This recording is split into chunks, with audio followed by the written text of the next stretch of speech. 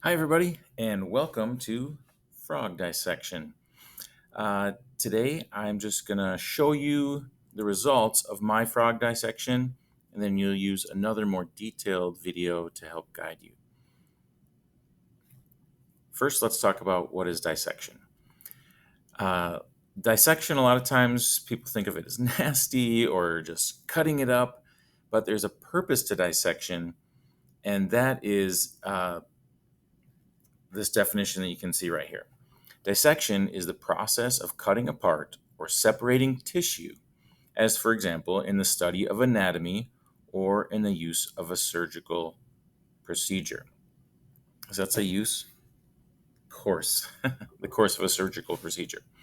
So that's what we're going to be doing. We're carefully cutting apart and separating tissue so that we can examine the anatomy, in particular, frog anatomy. So here's a cartoon diagram showing many of the structures, organ systems that you'll find when you dissect the frog. Just talk about a couple of the tools we're going to use. This is going to be your primary tool for cutting. Really, this is the only tool you need for cutting. These are dissecting scissors. They're used just like any other scissors. They are sharp, so keep them away from your fingers. This is called a probe. It looks like a poker, and that's kind of because it is like a poker. But you can, get in there and move things around with this probe. Another tool that are useful are forceps. Sometimes people call these tweezers. When doing a dissection, you call them forceps. So you can grab onto things or move them out of the way. This is another type of forceps that can be useful. Okay, let's look at the frog. So this is the frog that I've already dissected. And from this, you can see that I've already dissected it, and it's not all hacked up and gross looking. I carefully took it apart.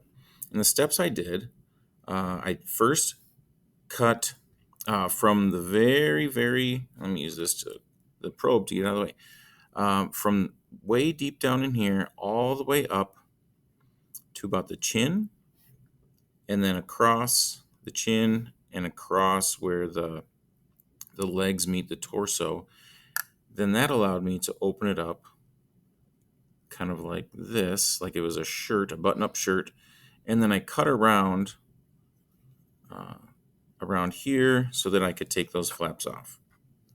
That let me see the abdominal muscles and pectoral muscles up here. Then once again, I used my scissors, starting down